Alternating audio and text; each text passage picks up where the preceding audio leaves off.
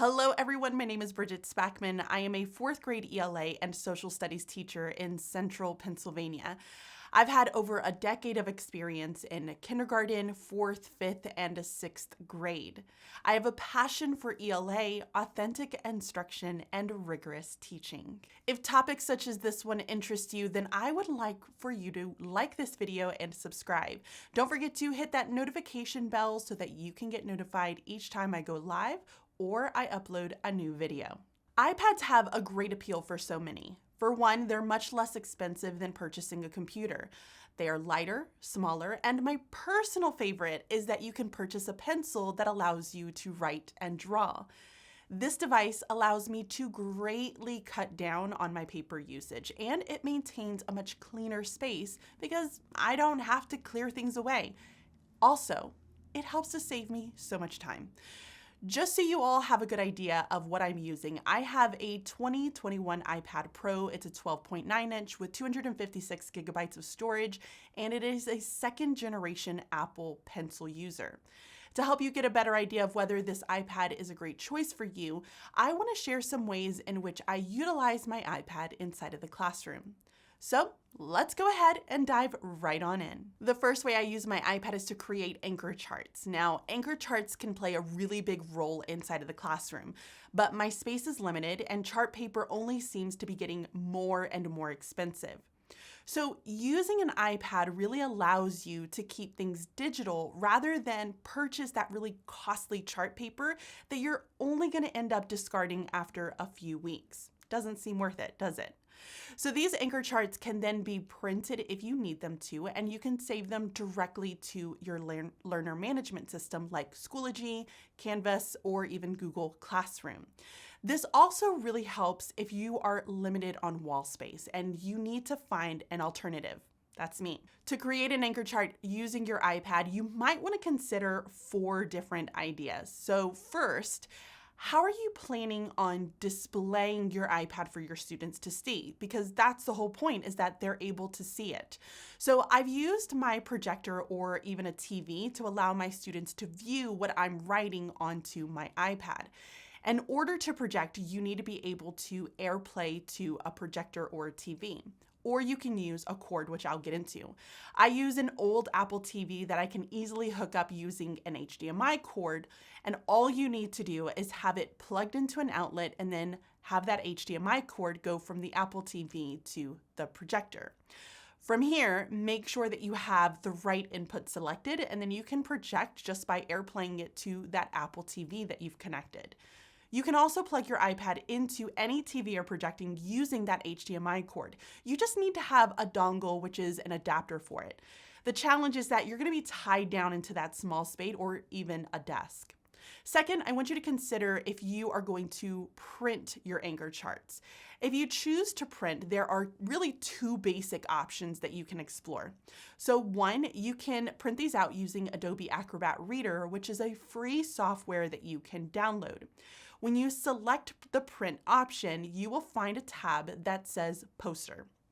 You can click on this and then adjust the percentage. I personally go anywhere from 180% to 190%, depending on what it is that I am printing. From there, you can view what it will print like just by clicking on the arrows under the preview. Now be careful not to hit enter. It will automatically send it to the printer. I've done that multiple times. But in the preview, you can see how many pages you're going to be printing on. Once done, you will cut off the sides of these, and be sure not to remove all the sides because you will need to adhere them in some way, either using tape or using glue. Now, this might seem really time consuming in the very beginning, but I promise you it does get quicker the more that you do it. The second option is one of my personal favorites, and that is to just print these out on a single piece of paper. I keep an anchor binder inside of my classroom where I store 1 color image, and then I keep about 5 to 7 black and white images right behind it. I can reference these and then pass them out to students as needed. Third, you want to determine if you have the ability to store these within an LMS. Now, Anchor charts are great, but we want our students to be able to have access to them. You can choose to store these in your learner management system as an image, or you can have them in a Google Slides link and then have us students access that through their anchor chart so they can check through it throughout the year. Finally, decide what app you will want to use in order to create these anchor charts. Now, there are a ton of really great apps available for iPad, and if you choose to move from one app to the other, it will be challenging to keep everything in one place. So find an option that works best for you. Now, Procreate is a great app if you enjoy being artistic. Now, you do have to pay for it, but it can be essentially take your place of Photoshop if you're familiar with that form of software. It has a ton of features, but there is a bit of learning around with how to use this tool. Now, if you're like me and you don't have that flair for art, then using an app like GoodNotes or Notability is absolutely amazing. I personally use Notability for organizing my school items, and then I use GoodNotes for my business and then my personal documents. I like to keep these items separate, and it helps to keep me very, very organized. The second way you can use your iPad is as a whiteboard. And so for my entire career, guys, I feel like I've had little to no whiteboard space. This meant that I needed to really get creative when working with students on various content. So when I got my iPad, I learned about an app called Explain Everything. This app is amazing. It allows me to have whiteboard space as I can able to project it to students. I can add pages, I can toggle between them, I can have a cursor that allows me students to follow along, and it's a lightsaber, by the way, guys, and you can also record lessons. It is a one-time paid app that gives you the ability to have whiteboards and save them to your device for future use. So I can project this onto my projector, and I can have my students watch as I either annotate, or my favorite is that we end up working with mentor sentences. Love that. The best part is that since I'm projecting this using my Apple TV, I have the ability to be able to walk around the room holding my iPad. It's always a crowd pleaser with kids as they're watching, how are you writing as you're walking around? But I highly recommend checking out this application. It is truly one of my favorites. The third way that you can use your iPad is to model graphic organizers. Now, in upper elementary, we utilize a lot of graphic organizers to help us keep track of our thinking and seeing our learning in more of a visual way, especially in reading and writing. However, when it comes to graphic organizers and using these with our students, we need to make sure that we are modeling them for them. When we use them continuously in our instruction, students are going to start to move from learning how to use the graphic organizer to then focusing on the learning that is occurring with the graphic organizer. Very important. And the last tip, I mentioned that I have an app called Notability to organize my anchor charts. Well, I also use this app to organize my organizers. I like keeping these all in the same space because I can easily split screen within the app, and it allows me to access it when I'm teaching. The best part is that you can print this organizer and add it to your anchor charts or to support students who need an extra example when working independently. You can also use these for students who are absent or as a reference for the following year. You don't have to do the work, guys. It's great. The next way that I like to use it is to store my answer keys. Now, one of the most challenging aspects of teaching in upper elementary has to be grading. I hate grading. So to make things easy, I always try to have an answer key readily available the day that I teach my lesson. Now, notice that I did not say after I taught. If I am proactive, I am more proactive in grading as I go. However, if I wait, then I can easily fall into the trap of not grading for days or even weeks. Anybody else with me here? So I like to prepare my answer keys as I gather materials for my lessons. I use my iPad and, you guessed it, the app Notability to maintain my answer keys. And to keep things really simple, I organize my folders in Notability the same way that I organize my student materials within Schoology. This is my learner management system.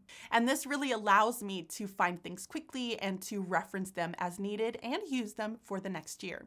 Plus, once you put the work in the first year, you can easily reuse it, guys. That's the whole point here, is that we don't want to do double the work.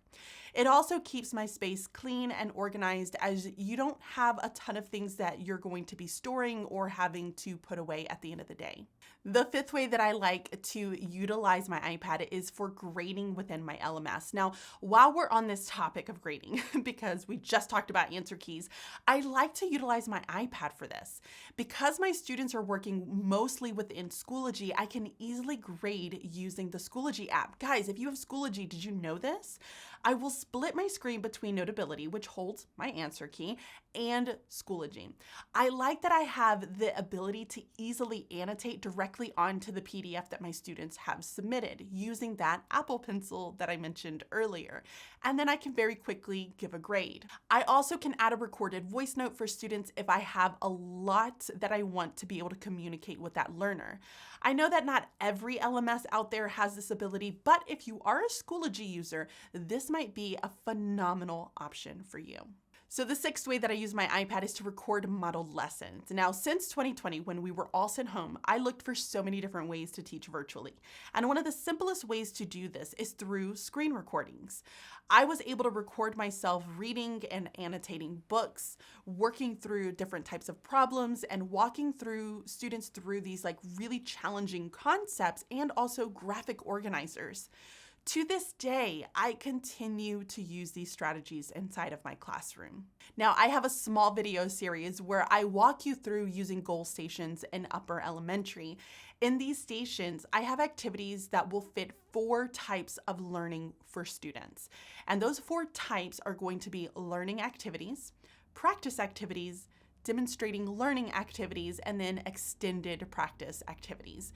And for the learning activities, these are going to be the type of activities where students are still working on understanding the learning objectives that you've put in place.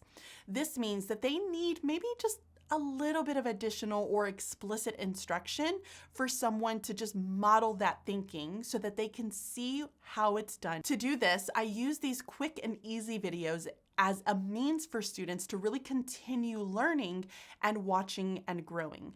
Now, normally I will have about 2 to 3 of these videos, which last no more than about 5 or 10 minutes.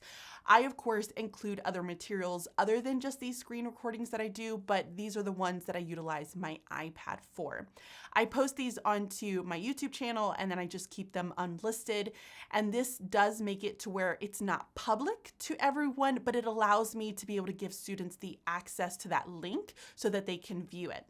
As I mentioned, you can screen record by swiping from the upper right-hand corner and holding that record button to ensure your microphone is on. If you want to it'll give you a countdown and then you can start recording. To stop, all you have to do is swipe from that same corner and then hit the record button again. Now, be sure to check the video in your photos to edit the beginning and the very end so that you don't have that awkward wait time. Okay, so those are going to be my 6 favorite ways that I utilize my iPad inside of the classroom. I have always been an Apple customer, but I truly love and enjoy having my iPad both at school and at home. I'd love to know, if you have an iPad, what do you use it for? Or do you have other ways that you like to use it inside of your classroom? Be sure to share those ideas in the comments below. Thank you all so much for joining me on this video, and I will see you all next time. Bye.